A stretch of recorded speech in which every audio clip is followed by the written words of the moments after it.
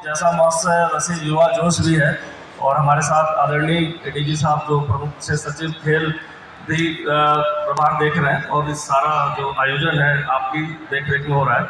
आज लेकिन एक अपॉर्चुनिटी लेकर मैं आया जो मुझे ऐसा लगता था कि सारे युवा यहाँ पर आ रहे हैं, डेली आ रहे हैं यहाँ पर, और कहीं ना कहीं ऐसी कोई घटना होती है जब ऐसा लगता है मुझे कि पुलिस विभाग को भी लगता है कि कहीं ना कहीं आपसे संवाद कर लिया जाए।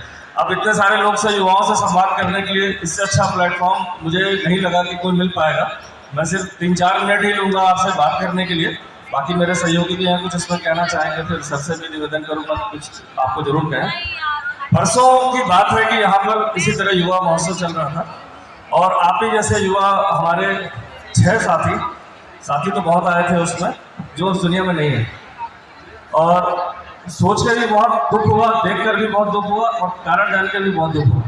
तो मुझे लगा कि आपसे जरूर ये बात कहूँगा क्योंकि जो ये आपका जो ये एज ग्रुप है, इस एज ग्रुप में क्योंकि जो जोश होता है वो सबसे ज़्यादा होता है, और जो जोश है वो देख रहा हूँ कि सड़कों पर भी दिख जाता है, कभी कभी किसी पार्टी में दिख जाता है या अन्यत्र कहीं और किसी आयोजन में हो जाता है। तो सिर्फ ये बताने आया हूँ, डराने तो नहीं आया हूँ, बताने आया हूँ क्योंकि दुख है मुझे और सभी को दुख है कि इसी तरह हमारे युवा साथी महोत्सव में आए थे और अच्छे से उन्होंने पूरा हर चीज़ को एंजॉय भी किया, पार्टिसिपेट भी किया, अपने दोस्तों के साथ आए।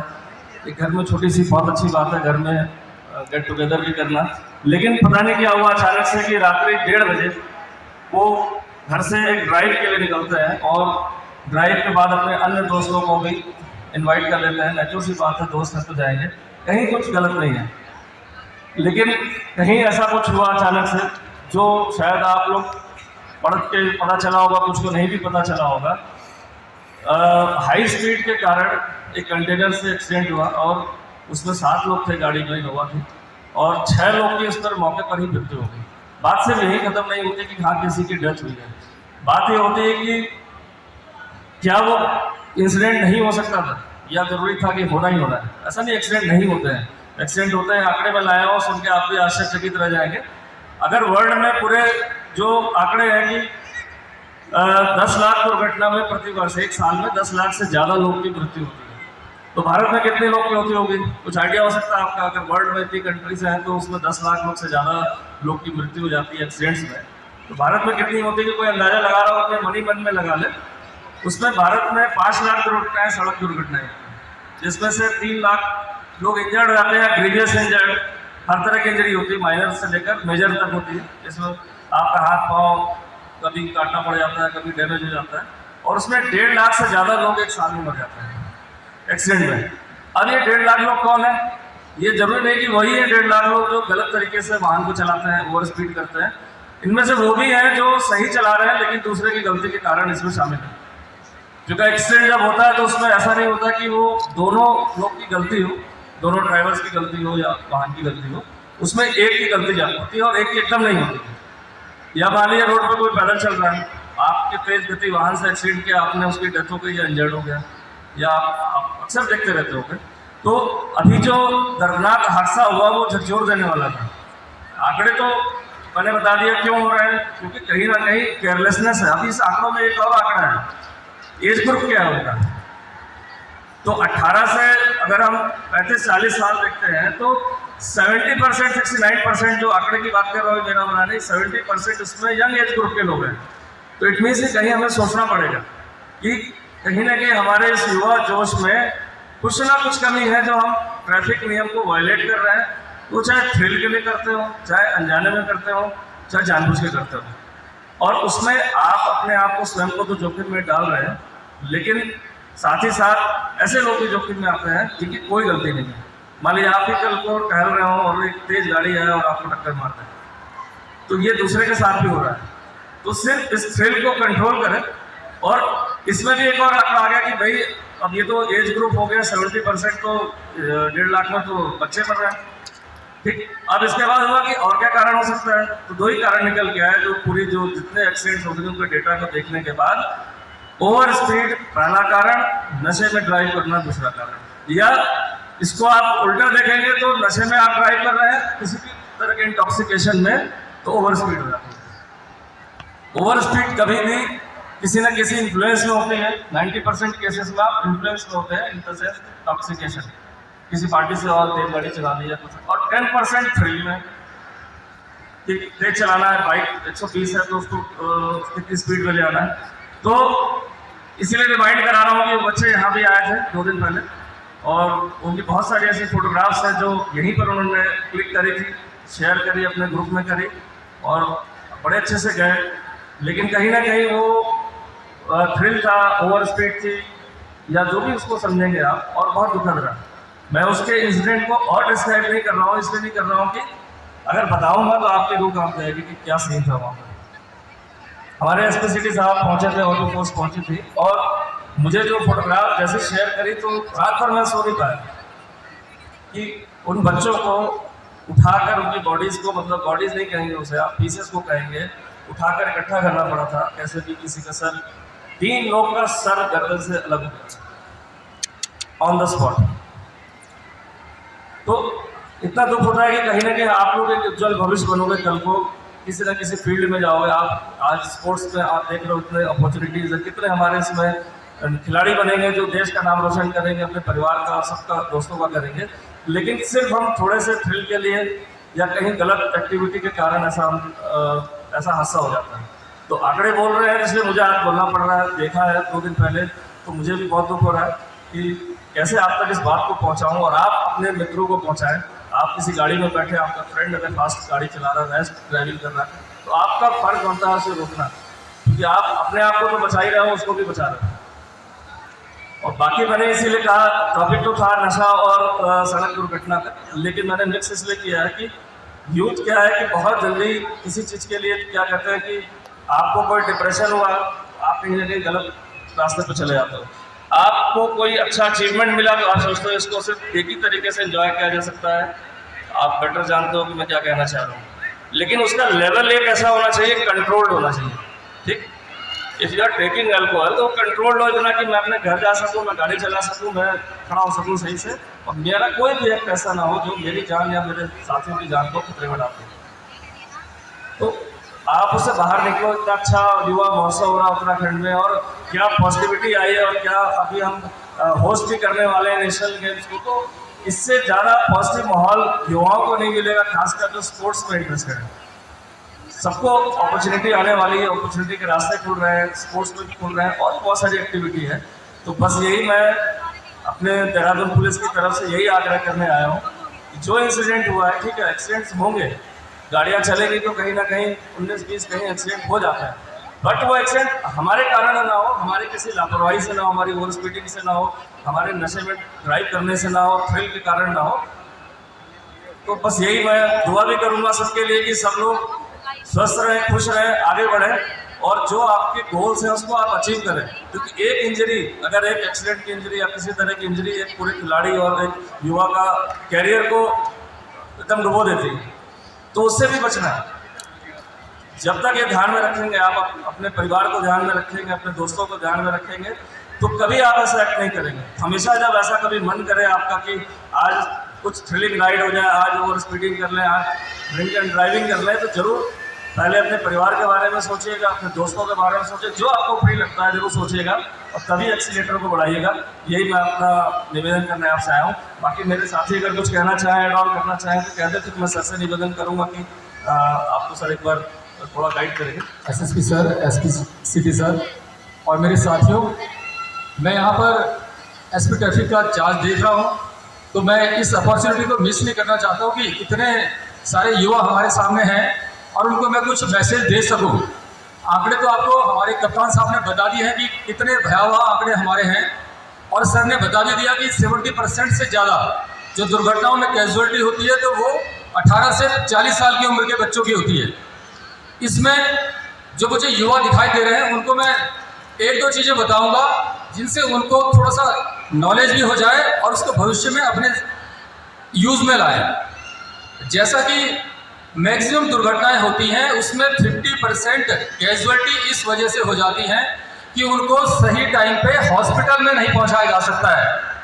इसके लिए माननीय सुप्रीम कोर्ट की गाइडलाइन आई है कि कोई भी आदमी जो दुर्घटना में कोई घायल है उसको हॉस्पिटल पहुंचाएगा, उसको पुलिस किसी भी तरीके से परेशान नहीं करेगी, ना उसको कहीं पे एविडेंस के तौर पे बुलाया जाएगा।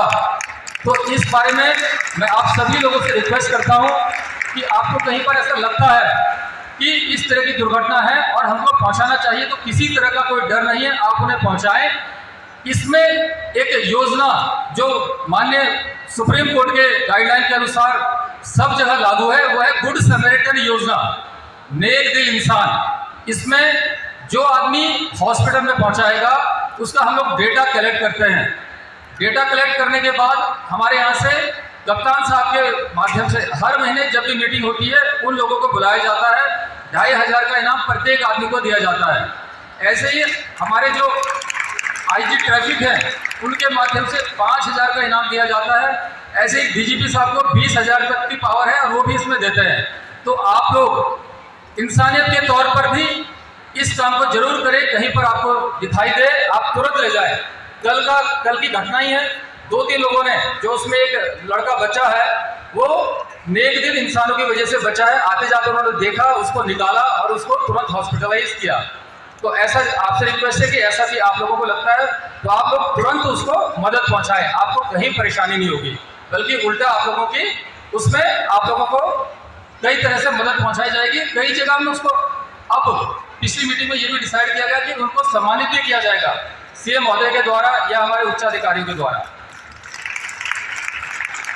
दूसरा, इसी में एक सॉल्यूशन स्कीम भी है, अगर कहीं पे हिट एंड रन होता है, कोई टक्कर मार के तुरंत निकल गया, तो आप लोग को ये जानकारी होनी चाहिए, किसी के पड़ोस में एक्सीडेंट हो सकता है, किसी के घर में एक्सीडेंट हो सकता है। अगर कैजुअलिटी हुई है तो भारत सरकार का प्राविधान है कि उसमें 2 लाख रुपए उसको मुआवजे के तौर पे दिए जाएंगे और 50,000 रुपए घायल को दिए जाएंगे।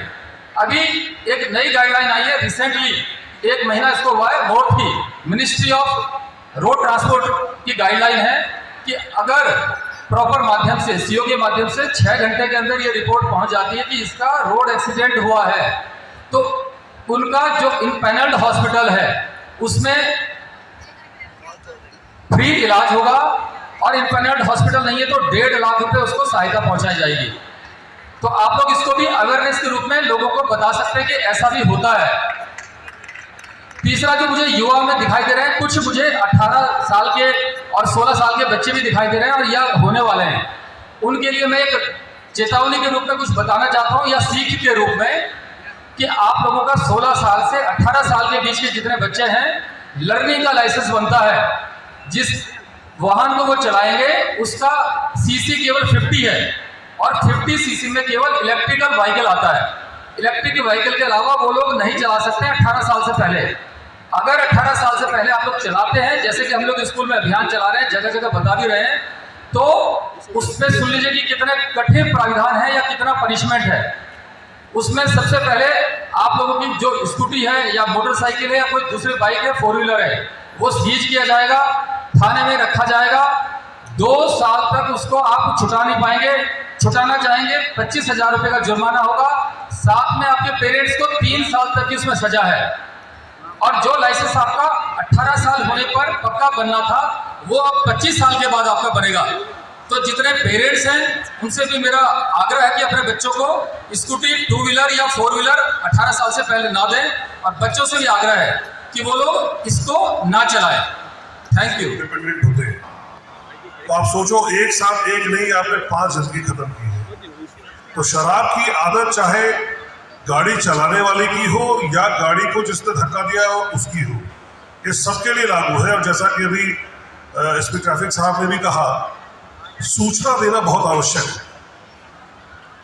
पहले होता था कि सूचना देने वाले को परेशान करती थी पुलिस, अब मैं आपको सही बता रहा हूँ, कई घटनाएं ऐसी हुई जो सूचना देने वाले को सम्मानित किया जाता है, इनाम दिया जाता है।